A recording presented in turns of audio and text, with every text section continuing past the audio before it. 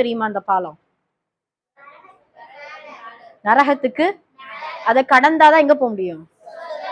Super. அப்ப நல்லா கொஞ்ச நாள் கற்பனை பண்ணுங்களேன், கீழே நரகம் விழுந்தோம் நினைச்சுக்கோ, முடிஞ்சு போச்சு. எந்த அளவுக்கு நரகத்துடைய ஆழம் இருக்கும் தெரியுமா? ரசூல்லாவுடைய காலத்துல ஒரு பெரிய சத்தம் கேக்குது. கேட்ட உடனே நபி அந்த சஹாபாக்கள்லாம் கேக்குறாங்க, அல்லாஹ்வுடைய தூதரே, என்ன இவ்வளவு பெரிய இடி விழுந்தா இப்படி சத்தம் கேட்கும்? ஒரு குண்டு போட்டா, ஒரு துப்பாக்கி சுட்ட அந்த மாதிரி பயங்கரமான ஒரு சத்தம் கேக்குது. இப்ப சஹாபாக்கள் கேக்குறாங்க, அல்லாஹ்வுடைய தூதரே, என்ன சத்தம் இது அப்படின்னு கேட்கும் பொழுது, 70 ஆண்டுக்கு முன்னாடி நரகத்துல போட்ட ஒரு கல்லு இப்பதான் நரகத்துடைய தரைய போய் தொடுதான். அவங்க உட்கார்ந்து இருக்கக்கூடிய நேரத்துல ஒரு சத்தம் கேக்குது. அந்த 70 வருஷத்துக்கு முன்னாடி நரகத்துல என்ன செய்யறான் அல்லாஹு தஆலா? ஒரு கல்ல போடுறான். அது அப்படியே போய் போய் போய் எவ்வளவு ஆழத்துல எவ்வளவு ஒரு படுகுழிய நரகம் இருக்கும் அப்படிங்கிறத பாருங்க. அந்த நரகத்துக்கு மேலதான் சிராத் பாலம் என்ன செய்யப்படும் இருக்கும். சரிங்களா? அந்த சிராத் பாலம் எப்படி இருக்கும் தெரியுமா? அப்படியே கடக்கிறதுக்கு ஈஸியா, நல்லா பெருசா அப்படியே வச்சிருப்பான், பிடிக்க கைபிடியோடு. நம்ம தலை முடி எவ்வளவு மெல்லிசு பாருங்க, இப்படி எடுத்தாலே என்ன செஞ்சிடும்? அருந்து போயிடும்ல. அந்த தலை முடியை விட மெல்லினமாகவும், வாளை விட கூர்மை, கத்தி வாளுடைய முனை பார்த்திருக்கீங்கல்ல, அதை விட ஷார்ப்பா இருக்குமா அந்த அந்த சிராத்துடைய பாலம்.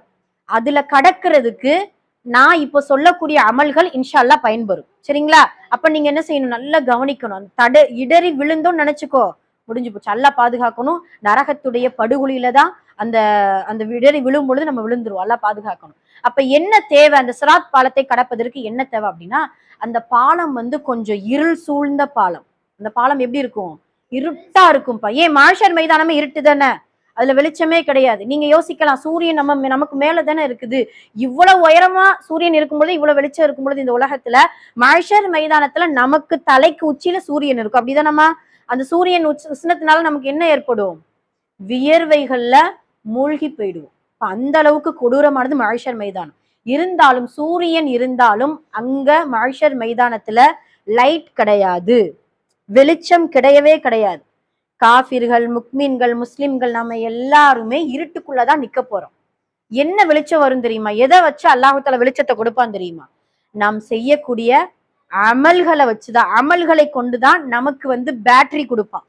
இப்போ ஒரு 100 வாட்ஸ் பேட்டரி, உங்களுக்கு 100 அளவுக்கு நீங்க அமல் செஞ்சீங்க அப்படின்னா 100 வாட்ஸ் பேட்டரி நமக்கு என்ன செய்வான் இன்ஷா அல்லாஹ் கொடுப்பா. அதை நம்ம இது பண்ணிக்கு சார்ஜ் பண்ணிட்டு அந்த மஹ்ஷர் மைதானத்துல நின்னுக்கிறலாம். பேட்டரினா அந்த மாதிரி உதாரணத்துக்கு சொல்றேன். சரிங்களா?